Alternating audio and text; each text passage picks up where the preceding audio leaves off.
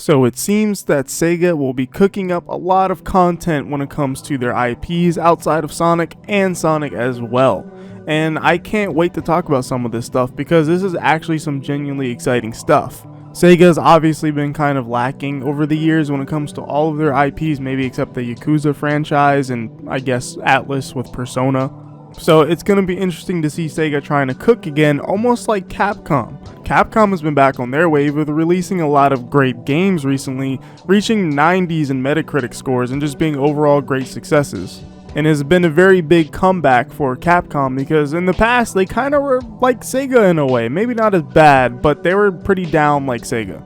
So there's a decent bit to talk about when it comes to Sonic and as well as some other Sega franchises that we're going to discuss. And before we get into all of that, hey, hold up a minute. 75% of you guys are not subscribed to the channel. So why don't you consider subscribing if you've been enjoying the content? You may be like, hey, this might be too early in the video. But 43,000 of you guys keep coming back to these videos, so I'm talking to you. Why don't you hit the subscribe button? Thanks, guys. So a lot of this information comes from Zippo, the leaker. Now, before you guys go crazy or anything and start complaining already and saying, oh, it's just another Zippo leak, Zippo has been right most of the time. I think the biggest problem with social media today is that people don't read, and that's the crazy part. People don't read what he actually says. People take cliff notes from his articles or whatever, and then they just kind of put it out there, and it's not always 100% correct based off what he actually said all the time. So yes, you guys should do your due diligence and read, and maybe you'll find out that he's not lying all the time. He never says that everything is going to be completely the same from what he says, but he has been pretty much 90% correct on a lot of the things he's brought out. Alright, we're going to start off with the Sonic stuff that has been talked about in this article, which I'm pretty interested obviously to talk about because it's a Sonic primarily channel. Zippo goes on to say, Sonic's already having a busy year, with Murder of Sonic the Hedgehog coming out of nowhere and the forthcoming release of Sonic Origins Plus is right around the corner. However, there's more. I'm hearing that a new Sonic Central should be debuting between now and the end of June. From what I've been able to gather, there are at least 6 Sonic-related projects in development right now at Sega. Though keep in mind, I currently have no clue what content will be in this presentation. Contents of these things do change all of the time. I already get myself in enough trouble with Sonic fans as it is. That said, I can't see us going through this holiday without at least one game releasing. One of his educated guesses are the Paris 2024 Olympic Games, Mario and Sonic at the Olympic Games. And that's kind of obvious to think about because, yeah, they usually have an Olympic Games almost every single time with Mario and Sonic.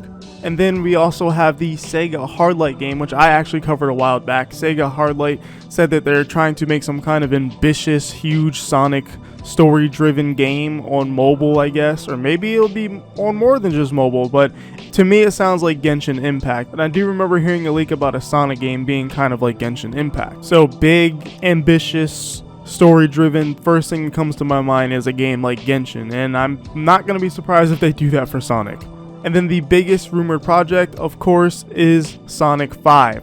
And Zippo says, this is the one I talked about way back in early 2021. The next mainline Sonic title is indeed being billed as a return to Sonic Advance and Rush series. That said, I've never been told what the title of the game is, which is why I use Sonic 5 in quotations. I genuinely hope they don't call it that. They did that 13 years ago and that blew right up in their faces. All that title would do is enormously inflate expectations, and that's never good for any game, sequel or not. Hopefully it gets a title that allows it to stand on its own. Anyway, this game makes the most sense to announce a traditional back to classic Sonic game that is not something we've had in quite a while, so I'm all for it.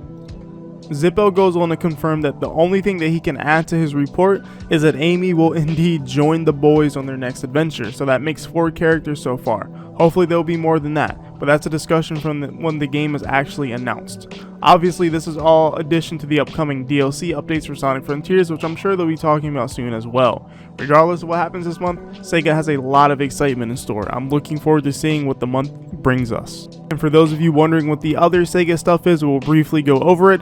A new Jet Set Radio we know got leaked already, so that is a big thing that's going to be coming. Jet Set Radio is really cool, and I'm happy to see that it's pretty, real.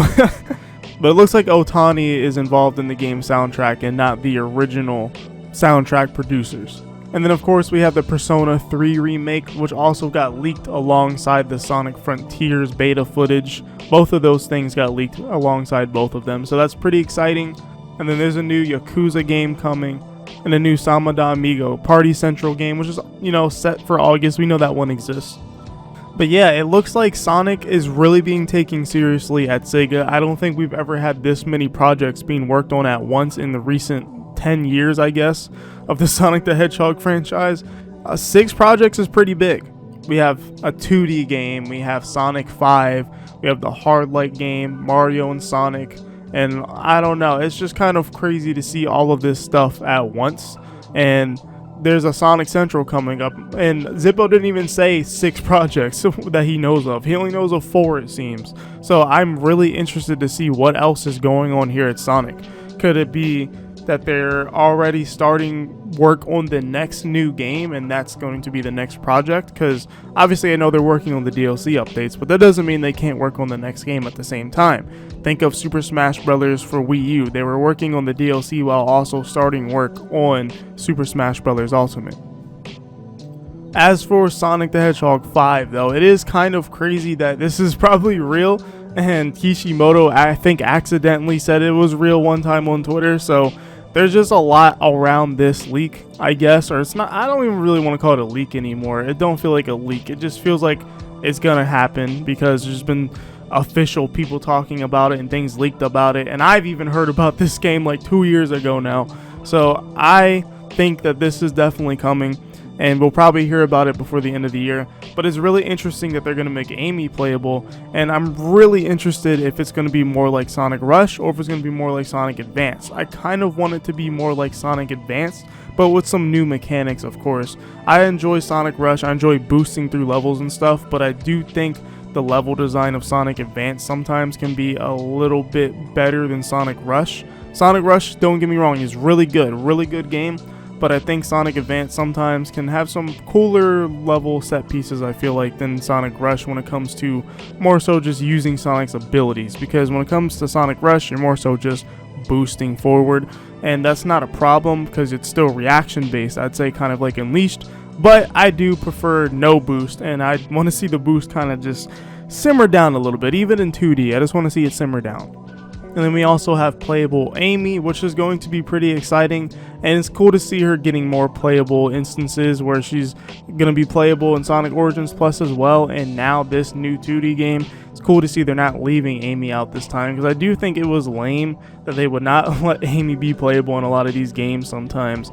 And I think the last game she was playable in was actually Sonic 06, if I'm correct. I could be wrong, not counting a spin-off.